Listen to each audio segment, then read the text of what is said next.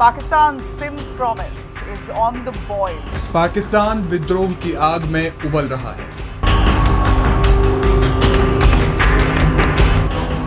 ये खुली बगावत थी पाकिस्तान की state policy.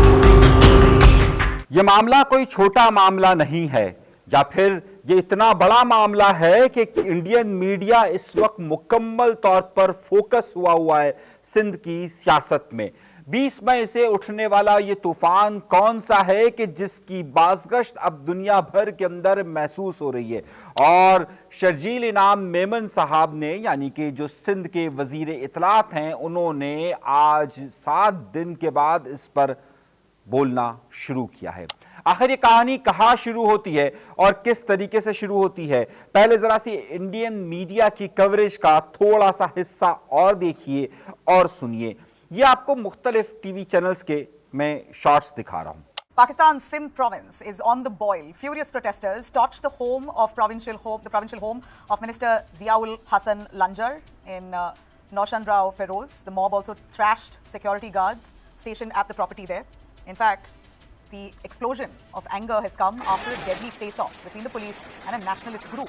Now, one should remember, obviously, this decision here by Pakistan has come when the Indus Water Treaty has been kept in abeyance. We're looking at India holding back waters here on one end, and Pakistan, of course, trying on the other end to see if it can deviate some of the Indus water for its irrigation purposes in these areas. And, of course, people in Sindh now absolutely furious, claiming that this is disturbing their lives. Sindh की सूरत हाल को ये बताया जा रहा है कि जब से सिंध तास मुआहदा ख़त्म हुआ है, उसके बाद सिंध के अंदर पानी का एक शदीद बहरान शुरू हो चुका है। और ये बहरान इस हद तक शिद्दत इख्तियार कर चुका है कि वज़ीर दाखिला ज़िया लंजार के घर को आग लगा दी गई है।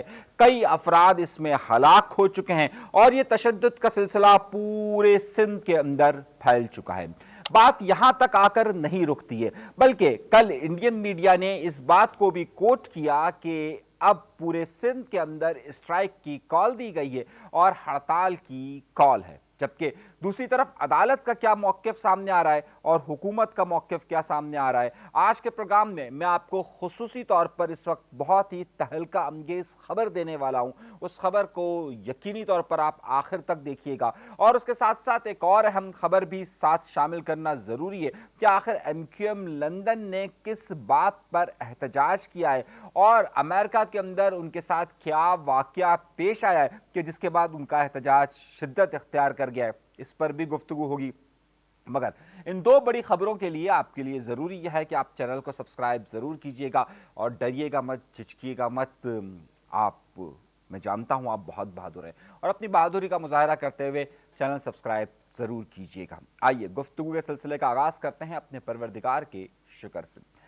20 तारीख यानी कि 20 मई वो तारीख़ है कि जब सिंध के एक इलाके मोरो में एहतजाज की कॉल दी गई। यह एहतजाज की कॉल दी गई थी सिंध मुत्तहदा महाज की तरफ से, यानी कि GA सिंध मुत्तहदा महाज जिसे कहा जाता है, अमूमी तौर पर इसे जस्मम कहा जाता है और इसकी सरगर्मियों की वजह से इसे कल अदम करार दिया जाता है। यानी कि इसे इस हवाले से कल अदम करार दिया जाता है क्योंकि इसमें बहुत सारे ऐसे मामलात हुए थे और ऐसे इनकी दहशतगर्दियों की कार्रवाई के इनके ऊपर इल्ज़ामात थे जिसके बायस इन्हें पाकिस्तान के अंदर कल अदम करार दिया गया था। इनमें कुछ चीनी अहलकारों पर हमलों की बात भी थी, कुछ और दीगर मामलात भी थे। अच्छा, अब मामला यह हुआ कि 20 तारीख को इनके जो सरबराह कहे जाते हैं शफी बरफत, उनकी तरफ से एहतजाज की कॉल मोरो के इलाके में थी। अब हुआ यह कि वहाँ पर यह एहतजाज शिद्दत इख्तियार करता गया। वहाँ उनका पुलिस के साथ तसादुम होता है और तसादुम में 2 अफराद वहाँ पर हलाक हो जाते हैं। ये जो 2 अफराद हलाक होते हैं उनमें से एक की लाश उन्हें मिल जाती है, जबकि दूसरी की लाश वहाँ पर मौजूद होती है हॉस्पिटल के अंदर। जब ये हॉस्पिटल में मौजूद होती है तो वहाँ से पुलिस इन्हें अपने पास ले लेती है और इसी दौरान ज़िया लंजार साहब के घर पर हमला होता है और हमले के बाद वहाँ पर फिर बहुत सारे वाक़यात रूनुमा होना शुरू हो जाते हैं। इंडियन मीडिया फौरन इसे कवर करता है और कवर कर कर ये बात बताने की कोशिश करता है कि इस वक्त इंडिया के पानी बंद करने के फैसले के बाद सिंध के अंदर एहतजाज की कॉल शुरू हो गई है। सिंध के अंदर पानी, क्योंकि बिल्कुल नीचे की तरफ का सूबा है, ये टेल एरिया है, तो अब वहाँ पर पानी की शदीद किल्लत शुरू हो गई है और वहाँ पर मुजाहिरे पुरतशद्दुद हो चुके हैं और ज़िया लंजार के घर को भी आग लगा दी गई है, पुलिस को वहाँ की आवाम मार रही है और ये सब कुछ इंडियन का मीडिया दिखाकर बाकायदा 2-2 घंटे की ट्रांसमिशन सिर्फ इसी मामले पर होना शुरू हो जाती है।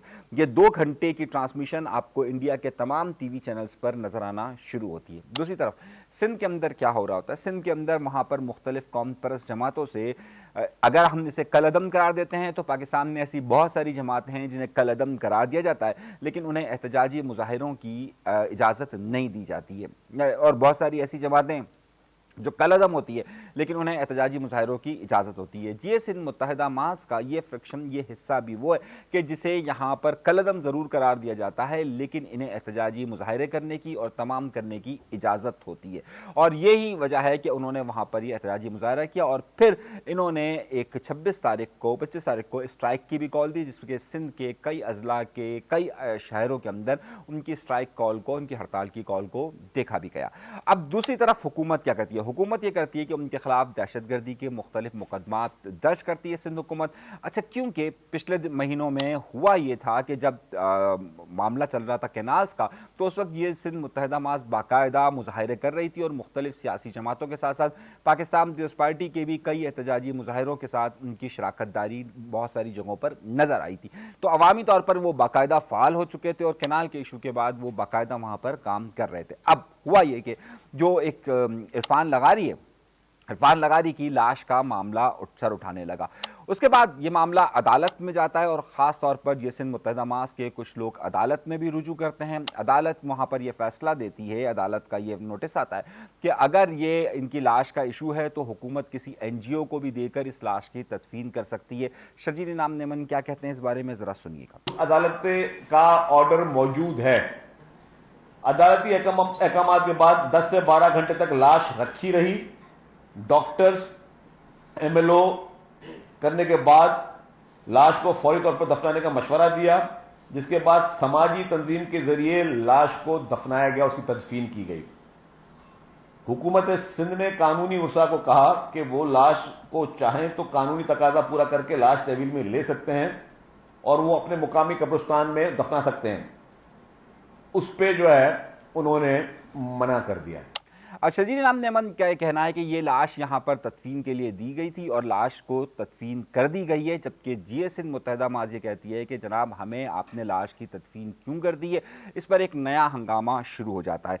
अब मामला कहाँ पर आकर रुका हुआ है और ये सख्त से सख्त सूरत हाल क्यों होती जा रही है? क्या जिये सिंध मुत्तहिदा मास इस कदर मजबूत सिंध के अंदर हो चुकी है कि वो इतने बड़े प्रोटेस्ट की कॉल भी दे सकती है और प्रोटेस्ट की कॉल के साथ साथ स्ट्राइक की कॉल भी दे सकती है और मुख्तलिफ इस तरह के मुजाहिरे भी कर सकती है? तो क्या मामला है? और दूसरी तरफ इंडियन मीडिया इसे इस हद तक क्यों देख रहा है? अब आइए इस सब बातों के जवाबात हम आपको अपने प्रोग्राम में देना शुरू करते हैं। सबसे पहली बात ये कि इंडियन मीडिया इसे अपने तौर पर एंगल कर रहा है। दर हकीकत ये सिंध तास मुआहदे के ख़त्म होने पर यह प्रोटेस्ट नहीं था, ये इंडिया के ख़िलाफ़ प्रोटेस्ट नहीं हो रहा था और ना ही ये पानी की उस किल्लत के ख़िलाफ़ प्रोटेस्ट हो रहा था। ये प्रोटेस्ट दर हकीकत उसी कैनाल के इशू को ही साथ चलाने के लिए प्रोटेस्ट हो रहा था, इसके अलावा ये प्रोटेस्ट की कॉल नहीं थी। दोम, इंडियन मीडिया इसे जिस तरीके से हाईलाइट कर कर बताने की कोशिश कर रहा है, ज़मीनी हक़ाइक़ उसके बिल्कुल मुख्तलिफ है। ये सिंध मुत्तहिदा मास सिंध हुकूमत के जहाँ खिलाफ नज़र आती है, वहीं पर वो पाकिस्तान के मुख्तलिफ हलकों के खिलाफ नज़र आती है और इनके जो नारे हैं, इनके जो स्लोगन है, वो पाकिस्तान के खिलाफ भी है। दर हकीकत इसी वजह से इनको बैंड भी किया गया था या इनको कलअदम करार दिया गया था।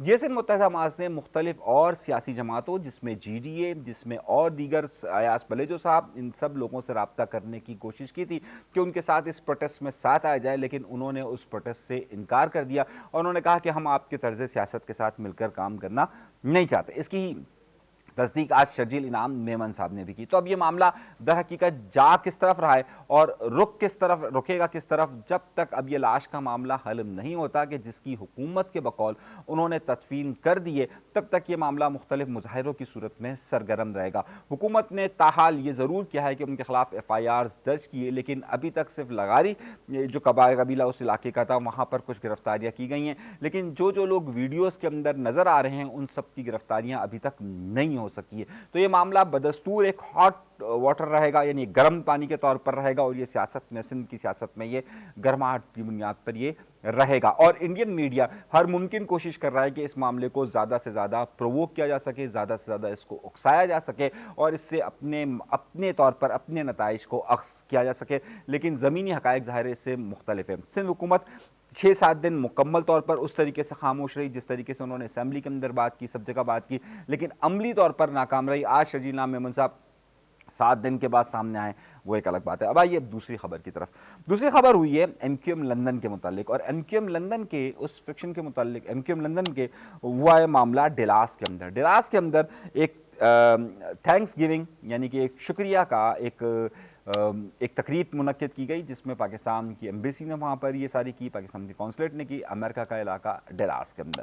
وہاں پر ایک ویڈیو کلپ چلایا گیا. اس ویڈیو کلپ کے اندر بلوچستان میں جو BLA کام کر رہی ہے اسے اور الطاف حسین صاحب کو وہاں پر را کے حوالے سے ان پر الزام تراشی کی گئی کہ جناب وہ را کے ایجنٹ کے طور پر ہیں.